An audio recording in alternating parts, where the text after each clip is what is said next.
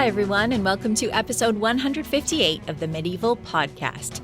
I'm Danielle Cebulski, also known as the 5-Minute Medievalist. There is nothing quite like an old book. The texture, the ink, the font, and even the smell. Some medieval manuscripts are gorgeous works of art, bursting with color and the shimmer of gold leaf. Some are nondescript, humble, battered, and grubby. But all of them have a story to tell about the people who made and used them. This week, I spoke with Dr. Mary Wellesley about the stories behind some of the most famous manuscripts of the Middle Ages. As someone who's worked in the Department of Ancient, Medieval, and Early Modern Manuscripts at the British Library, Mary has gotten up close and personal with legendary books, sharing her knowledge about them in the London Review of Books, Times Literary Supplement, and through courses she teaches via the British Library's Adult Learning Program. Her new book is Hidden Hands: The Lives of Manuscripts and Their Makers. Our conversation about accidental discoveries, disasters, and the many other reasons why medieval manuscripts are so very precious is coming up right after this. If you've been listening the last couple of weeks, you've heard about Boydell and Brewer, publishers and friends of this podcast who often participate in Medievalist.net's book club on Patreon. This week, our friends at Boydell want to remind you of a book you heard all about last week, Deception in Medieval Warfare, Trickery and Cunning in the Central Middle Ages by James Titterton.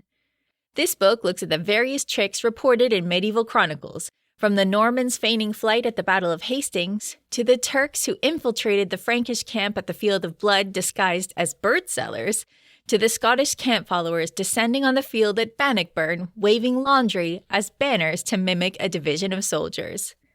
This study considers what contemporary society thought about deception on the battlefield, and whether or not it was a legitimate way to fight. Filled with the fantastical, the fierce, and the funny, Deception in Medieval Warfare, Trickery and Cunning in the Central Middle Ages is available at boydellandbrewer.com. Well, welcome, Mary. It's so good to meet you and talk about manuscripts. This is going to be a fun episode. When we're talking about manuscripts, we're not talking about late medieval print stuff, right? What are we talking about? If we're talking about manuscripts, we're talking very basically about a handwritten object. So we could be talking about a map. We could be talking about documents. My main focus in my book is handwritten books. Handwritten books. Yes, absolutely. And you have picked a lot of classics here. So these are books that people have come across before. If they're just dipping their toes in medieval studies, they're still familiar with these books. So why did you pick such classic books for your story of Hidden Hands? Yeah, well, I think they are classics. I mean, this is, to some degree, it's the greatest hits of manuscript study, particularly kind of English manuscripts produced in the medieval period. But I also wanted to supplement that with a whole load of manuscripts that are kind of unknown. I put one or two in there that I looked at as part of my doctoral thesis, which really are kind of completely unknown. I just felt that the big hitters convey something of the beauty and wonder of manuscripts, which we can talk about at length. But, just this simple sense that something I try to explain to people who don't know anything about manuscripts is the modern printed, edited text is this kind of bald and lifeless thing, as far as I'm concerned. And the manuscript page is this rich and messy and diverse and interesting thing that uses a completely different visual language and is layered with human stories. And that's my particular focus. What do manuscripts tell us about the people who made them, the people who owned them, the people who wrote notes in the margins? Because it's always, to me, the most interesting aspect of history is the human stories. Yes, we are definitely vibing on that. People have heard me say this a lot of times. So what you're talking about at the beginning, I think the introduction, you're talking about when we see a book on display, it's like a credit card size view of a masterpiece. So what do you mean by that? What are we missing out if we're just looking at it when it's under glass somewhere? Yeah, so I mean, I have this quotation from Michael Camille, which I won't attempt to quote to you and misquote it, but he just talks about how if we're only looking at one single opening of a manuscript in a gallery setting, and we're looking at it in this kind of static way, we're missing out on this sort of multi-sensory pleasure that we would have of turning the pages of a manuscript if we were to be sitting in a special collections reading room.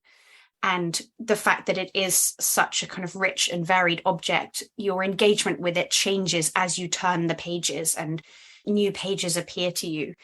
But obviously that is not something that's open to that many people. Mm-hmm. But the wonderful thing about writing about manuscripts now is that so many major manuscripts have now been digitized, and therefore you or I can be sitting at home in our pajamas and looking at the Beowulf manuscript in a kind of level of resolution and magnification that would be impossible even if we were in the reading room, hopefully in clothing more suitable to scholarly study.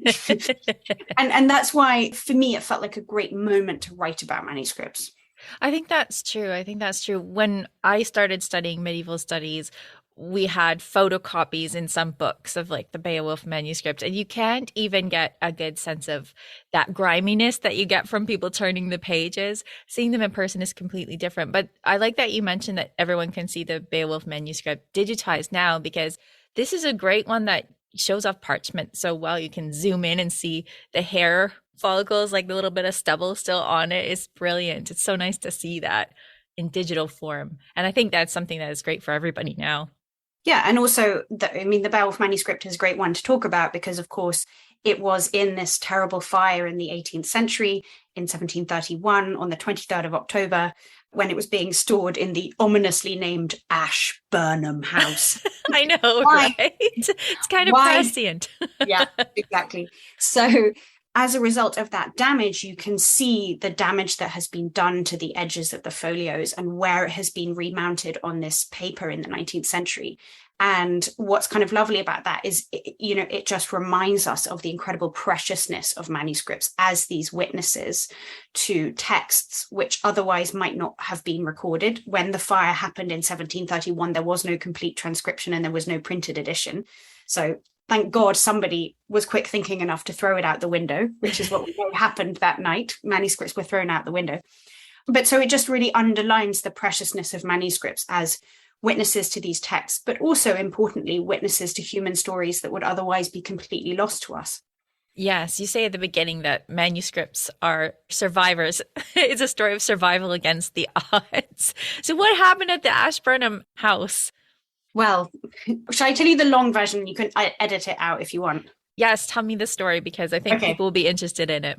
Okay, so in the Elizabethan period, there was a man named Robert Cotton who was an antiquarian, and he gathered together this extraordinary collection of manuscripts, the largest collection of pre-conquest manuscripts ever put together, 2 copies of the Magna Carta, the state papers of Henry VIII, the state papers of Elizabeth I, a series of literary masterpieces that only survive in one copy, like Sir Gawain and the Green Knight and Beowulf. And he then left it to his son on his death, who then left it to his son. And so by the time of John Cotton, his grandson, John Cotton then left it to the nation, to the British government. And it was stored in a place called Cotton House, which was on the Strand in London, near the river. And it was felt at a certain point that Cotton House was not a good place to store the collection because of the risk of fire.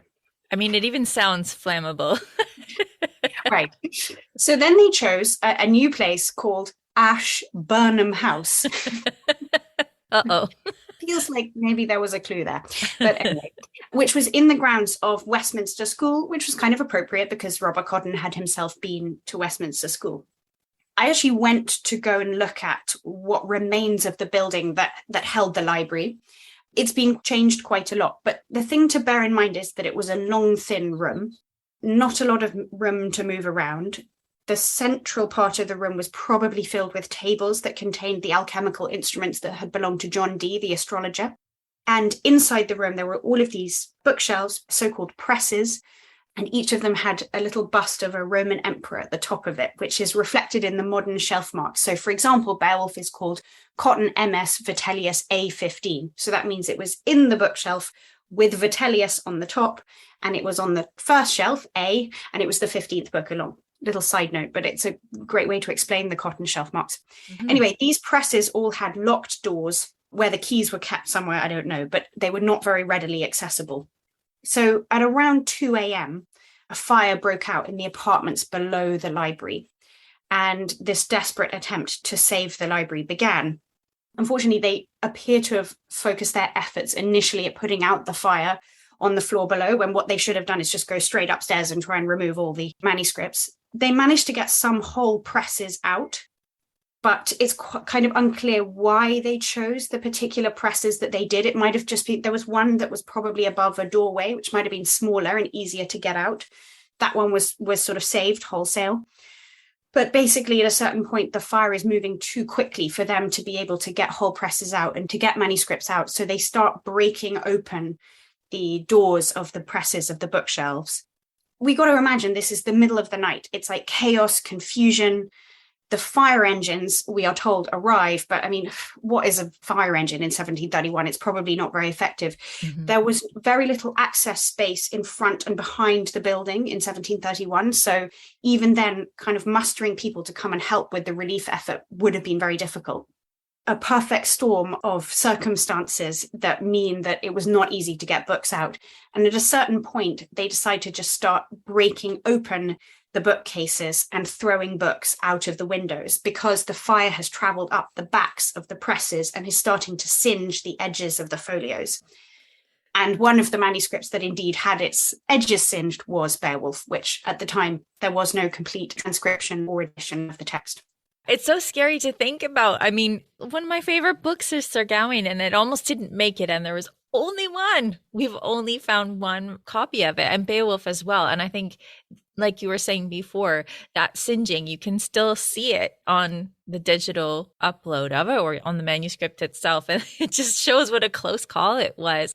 But in another way, it's kind of good that everything was written on parchment, because you could throw it out the window. It could get wet. And mostly still okay. Some of the things that were thrown out the window didn't end up surviving all that well, did they? Yeah, I mean, it's one of the great ironies of conservation today is that the biggest headache for library conservation departments today is kind of usually 20th century paperbacks with glued spines. Mm-hmm. You know, the amazing thing about medieval manuscripts is that they were really built to last. Parchment is a remarkably durable medium, and a sewn binding just holds together so much better than a glued one. Mm-hmm. And actually, medieval paper is far superior because it's made from basically melted down rags that are set into frame, pressed and set into frames.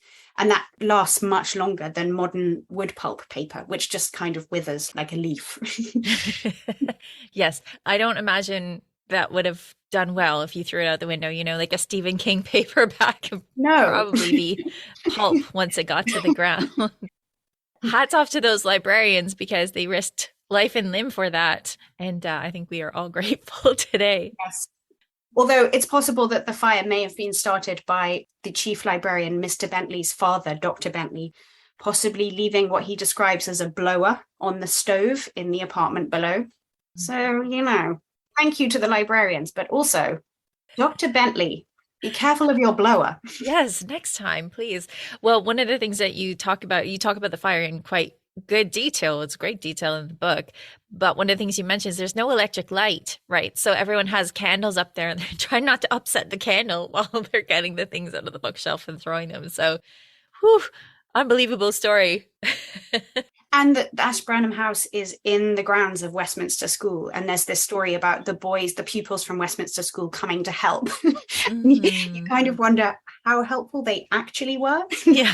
But then there's also this really sad story about the next day, all of these little fragments of manuscripts kind of fluttering in the breeze, and the boys from Westminster going and gathering up these fragments, which then made their way to the British Museum and subsequently the British Library in these big boxes. And there are these ongoing projects to catalogue them. Yes, I'm glad that you mentioned that people are still trying to figure out what was thrown onto the lawn that day and where it fits. And one of the other great stories I really liked in this book was one of my favorite manuscripts was discovered because of a ping pong game. How did that happen? Can you tell us that one? The most important ping pong game in the history of Middle English studies. Yeah, so this is a great story. So in 1934, there's a family called the Butler-Bowden family, and they are a Catholic family. And they are in their house called Southgate House in Derbyshire, and they are playing ping pong. And one of the ping pong players treads on a ping pong ball. And so they go to a nearby cupboard, and opening the cupboard doors, what falls out is what is described as a pile of undisciplined bookish clutter. And Colonel Butler Bowden is enraged by this and threatens to throw the whole lot on the bonfire the next day. And thankfully, a house guest says, well, perhaps we shouldn't throw them all away, and perhaps we should have a look. And one of the books that was there has this rather unprepossessing cover.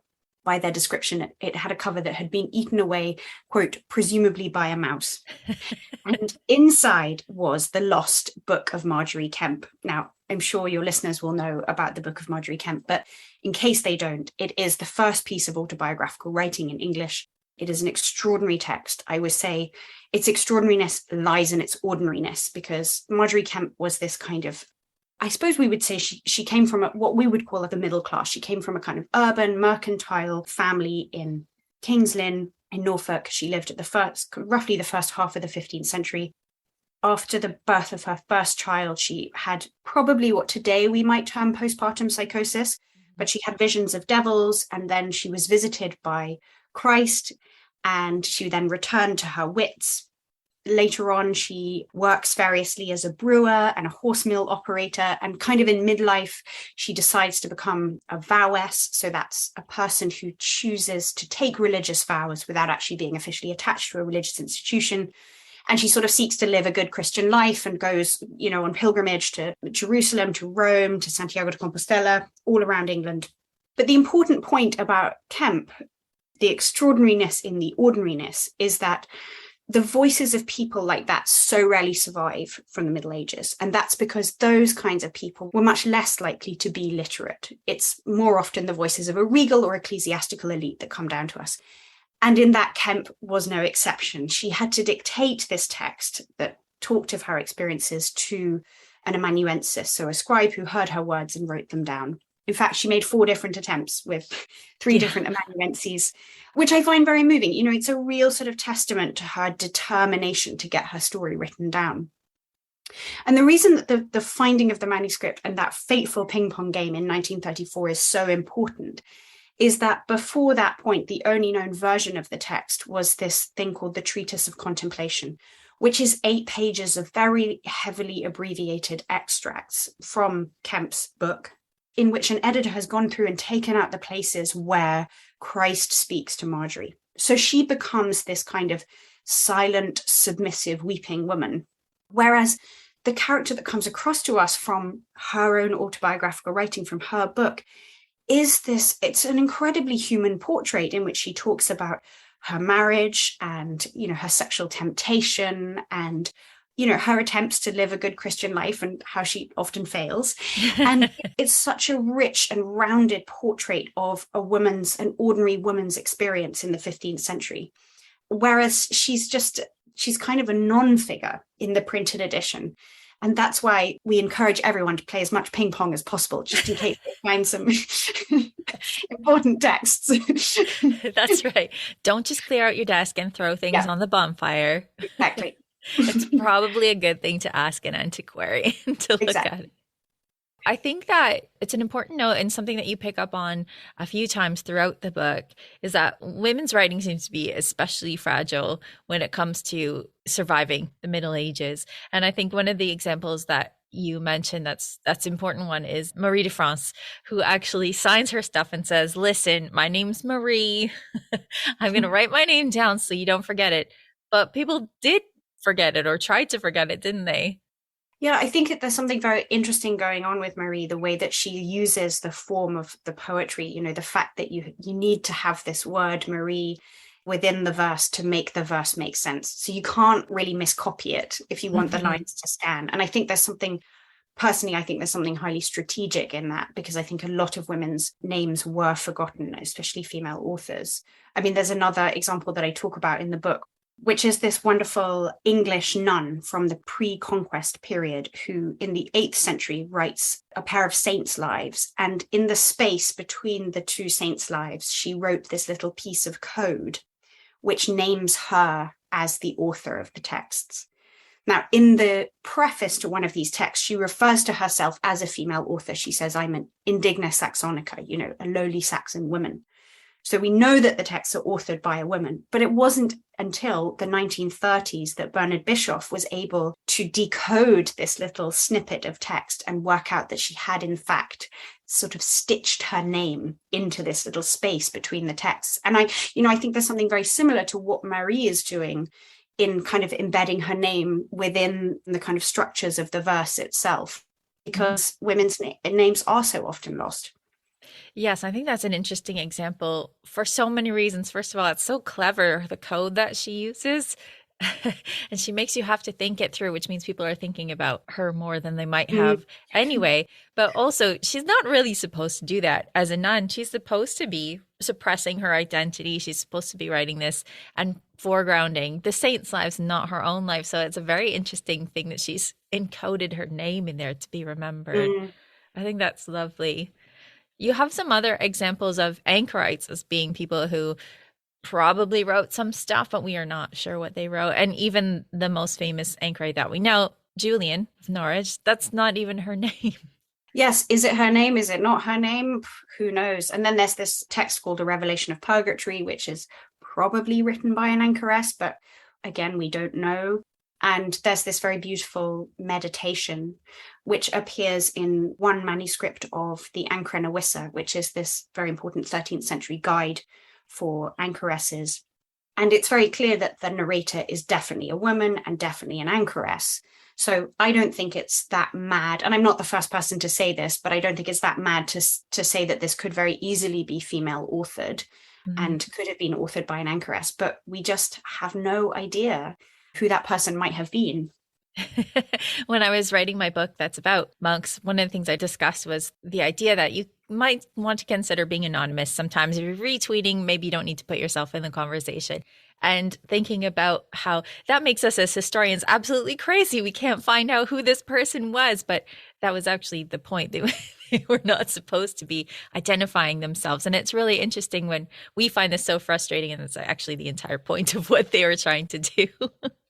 And also, I think our notion of what an author is and what an author is meant to look like and do is so much influenced by print culture.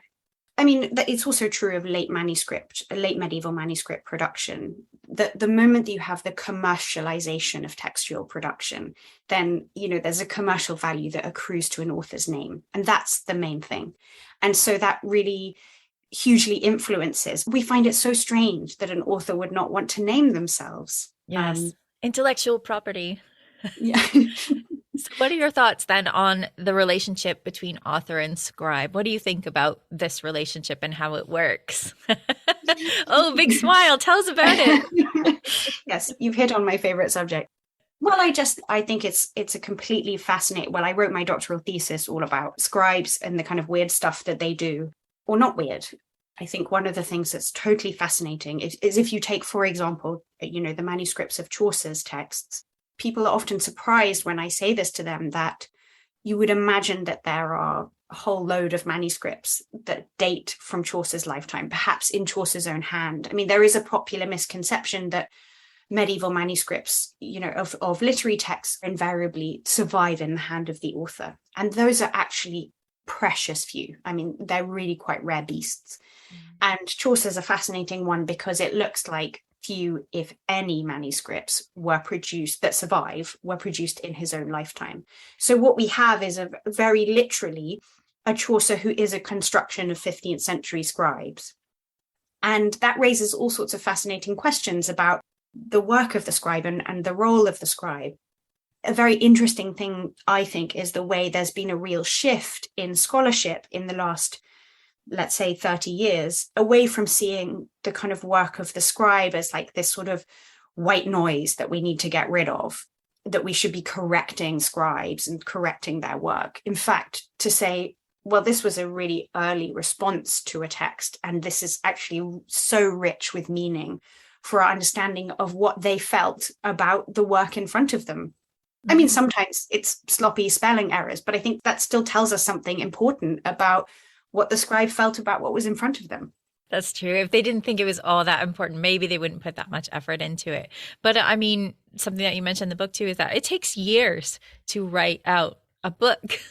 So this is a process that takes thinking and time and care and all sorts of effort. So to erase the scribe is really quite unfair. And that's probably why they write little notes to us sometimes at the end of the manuscript, like, ow, my hand hurts.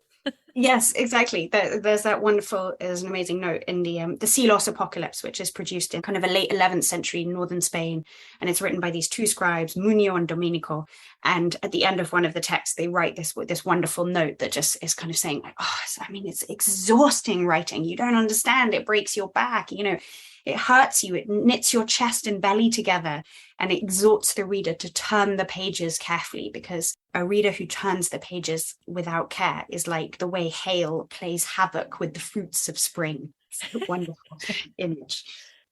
But I think sometimes our understanding of scribes is perhaps filtered a little bit too much through the work of late medieval scribes, because obviously if we're looking at, you know, in the book I talk about the Lindisfarne Gospels, this incomparable, extraordinary early 8th century manuscript produced in Lindisfarne in northern England off the little tidal islet of Northumbria, most likely produced by Bishop Eadfrith.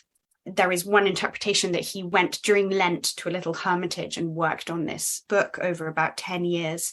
And I really love that interpretation, because I think it reminds us of the fact that for somebody like that, the act of creating the book was an act of devotion. I mean, this is an act of devotion in book form. And you really see that in the kind of majesty of those pages. Mm-hmm. And, you know, it's a very, very different thing from 15th century scribes working in commercial workshops in London, just rattling things off as quickly as they can. So we have to remember that the picture of scribes and what they do in the medieval period is an incredibly varied one. Yes, and I think that's true. I think thinking of it as devotional is quite right, because I think when we think about books or print, the ink in our minds perhaps is already made, but when you're actually creating a manuscript, especially, you know, 1,000 years ago, you have to make that ink yourself, or you have to go and buy it, and somebody has handmade that ink. And I think if you're writing it off in a hermitage, you're probably making that ink yourself, making sure it's the right consistency, the right color. You have to do it over again. And the Lindisfarne Gospels is the one with all the little red dots in it, which are all done by hand. And I mean, that is a serious act of devotion. So it makes these things even more beautiful, I think. Absolutely. And in the book, I talk about this. I mean, it's famous amongst medievalists, but this wonderful quotation by Cassiodorus, where he talks about the work of the scribe being a kind of like the scribe as a sort of Miles Christi, a soldier of Christ, and that the pen and ink are like the weapons of the soldier fighting the devil. And that each mark made by the scribe is a wound on the back of the devil. And of course, we don't know whether Bishop Eadfrith was familiar with the Cassiodorus text, but I like to think that each of those little red dots, perhaps he imagined them as little pinpricks of blood on the back of the devil. I would not be surprised, because putting that much effort in, it is an active sort of meditation thinking about this. So I wouldn't be surprised if there was a lot more symbolic meaning in there than we can even imagine. And of course, you know, he was writing on parchment, you know, he's writing on this very fleshy medium. And it's not only our modern sensibilities that makes us think that it's odd to write on animal skin. I mean, there are several texts of both the early and late medieval period that show that medieval people understood the kind of fundamentally embodied nature of writing on animal skin. And so it doesn't seem so mad to think, especially when he's working on the hair side of the parchment, to imagine him feeling like he's making little nicks into the back of the devil. Yes. I mean, Christianity, especially in this time, it's a very embodied faith, right? There's a lot about the body that's like baked into the faith. So yeah. I think that's important to remember when you're making or looking at someone who's made a manuscript on parchment. We don't usually delve into the Tudor period too much, but I think you have a really great moment in the book where you have some detective work around Henry VIII and one of his own books. So where do you find clues about Henry's perhaps state of mind in one of his books? Yeah, so I talk about this one. It's a great kind of gem of the British Library's collection, but the prayer book of Henry VIII, it's the Henry VIII Psalter. And it was made for him in about 1540 by a French artist, Jean Mallard. And it contains all these wonderful images that depict Henry within the Psalter itself. So opening up the copy of the Psalms, the medieval reader or the reader of that date is trained to expect an image of David with the harp, David, the supposed author of the Psalms, with the harp. And there we see Henry himself sitting in a sort of red velvet chair with kind of gilding on the edge and in this princely bedroom. And so this amazing way in which Henry has made himself into a new David. And that's something that we know. He was very, very interested in the biblical David and sort of saw himself as a kind of new David. And we have images of Henry throughout the book as David. So David fighting Goliath. And it just speaks of his extraordinary ego, that was how he saw himself. Yes. But then what's really interesting is within that book, there are also a lot of annotations that he had made himself, which reveal something of his state of mind. And we don't know sort of the exact date of them, but we've got a rough date range. And, 1540 to the end of his life was a period of real terrible upheaval. Things were going quite badly for him. And a lot of the annotations suggest his fear of his old age and his fear about succession. There's a sort of suggestion that there's a sort of fear about the culture of the court and the sort of flatterers all around him. And are people being loyal and are they being disloyal? And a lot of work has been done on this by James Carley, so it's not original scholarship to me, but it's a totally fascinating book. And it also, I think, the other reason I wanted to have that book is it just reminds us that when printing came along, the end of the 15th century, it wasn't like suddenly overnight everybody stopped using manuscripts. In fact, manuscripts went on being used, a bit like the way we use books and e-readers today. In tandem, we have different uses for them. And I wanted to just draw attention to that because I think that's something that people don't always register. Yes, absolutely. Because Henry could have gone and picked up a printed copy of it. There had been print editions for at least 50 years. By that point, he could have just got a printed one, especially if he was going to write in it. But a manuscript is a whole different ball game. It's a gift. It's a treasure. It's a piece of art.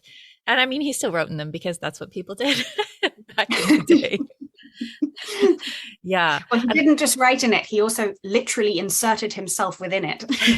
Yes. I love how he's underlined passages about smiting his enemies. Yes. It's like a code book. And I also like how you mentioned in the book, there's a lot more annotation at the beginning of the book than the end.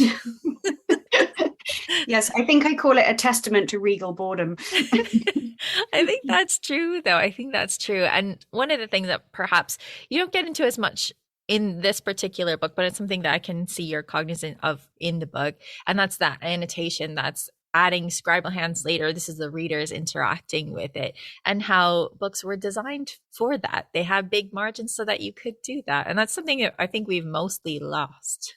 Yeah, absolutely. I love the way, especially if you're looking at the glossa ordinaria, the sort of standard annotation that goes alongside biblical or legal texts, the way the margin itself sometimes threatens to kind of overwhelm the main textual space, but also the way the margin itself becomes this space for debate and exchange. And it's almost like the margin becomes the water cooler and all of these people gather around to discuss what's there in the main text. And absolutely, we've lost that in modern printed books. But I think, curiously, our interaction with web pages indicates that we do still have that culture. The idea of the page, and particularly the margins of the page, like the comments section at the bottom of a newspaper article, for example, it's working in a very, very similar way. I like that idea. I like that analogy, because as you were talking about the margins, I was considering that this is the idea, a human story of humans encouraging a discussion. And maybe that we discourage a discussion in our printed books now because we have this authorial idea, right? It's done, it's finished, that is it. You're not supposed to add to that anymore. But it was completely different in the Middle Ages. I think that's so true. I think you've totally hit on it, that there's something about the commercially produced modern printed text that suggests something finite and unchangeable and fixed and that cannot be added to. And it's just totally different in manuscript culture. And that's why I love manuscripts. Yes. And I mean, that love for manuscripts comes through in the entire book. So I have to ask you, is there a manuscript, whether it's humble or beautiful, that just speaks to you the most? Is there one? I mean, it's hard to ask a book person what your favorite book is, but is there a manuscript that really speaks to your heart? I was at a literary festival at the weekend and I got asked this question and I was like a rabbit in the headlights. That's why I gave you a pretty long intro so you can think about it. It's so hard to say because there are a whole load of manuscript. I feel my responsibilities. So let's say, well, I'm in the Ashburnham House fire and I've got to run and grab something and it's got to be the thing. I would feel a responsibility to grab something that's important to both art historians and textual critics. But I think probably a manuscript that, just because I love the story of it and it feels so special, that I think probably I would choose. It's not a big manuscript. It's not a glamorous manuscript. It doesn't have beautiful illuminations, but it is a tremendously important manuscript. It's a tiny little thing. It's only about 3.5 inches by 5.5 inches. And I say its tiny size betrays nothing of its status as a cultural monolith because it is the earliest intact European book. And that book is called the St. Cuthbert Gospel. And it is a copy of St. John's Gospel that was placed inside the tomb of St. Cuthbert sometime not long after he died in the 680s. And it was discovered in 1104 when the monks of Durham Cathedral were moving his coffin to a new location in a new altar in Durham Cathedral. And there, alongside the miraculously preserved body of Cuthbert, they found on a little shelf above Cuthbert's head this tiny book. And it's still in its original binding that was made at some point in the very early 8th century. And what I love about it is that in very small details, it conveys something of the culture that created it. So it's stitched together using what's called a Coptic chain stitch binding. It's a binding method that's come from Coptic Egypt. It has a design on the front cover, which is an embossed leather design, which is of a sort of vine and chalice motif. And we find an identical design on the doors of a 5th or 6th century Coptic church in Cairo. And then the text itself, the so-called exemplar, so the copy that the text was made from, probably came from Italy. But the actual design, the actual spacing of the words uses a kind of Irish method. So in all of these little tiny details, the manuscript is testifying to the extraordinary connections that the north of England had with the wider world. We have this idea that the early medieval period, Britain was just these sort of like isolated little islands at the edge of the known world. And absolutely not. It reminds us that they were part of this sophisticated network of an exchange of books and goods and ideas. And there's just something about the Cuthbert Gospel, its tininess, the extraordinary story of its discovery, and also it sort of speaks to me as a manuscript scholar. It's this constant reminder that it's the tiniest little details that tell the richest and most interesting stories. Wow, that was great. That was a perfect place to end this.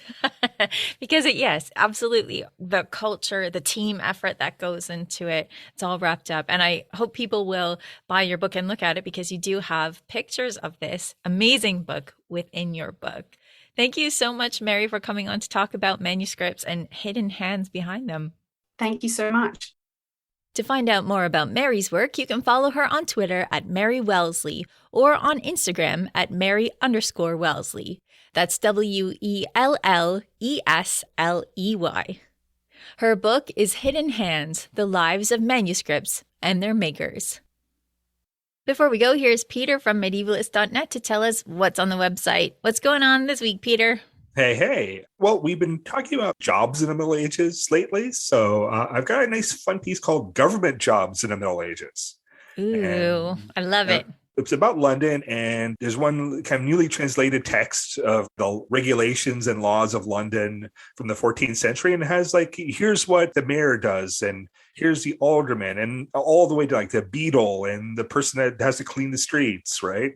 So I thought it was pretty cool. So we're going to have a piece talking about all those kind of fun things that you could do for City Hall. That sounds great.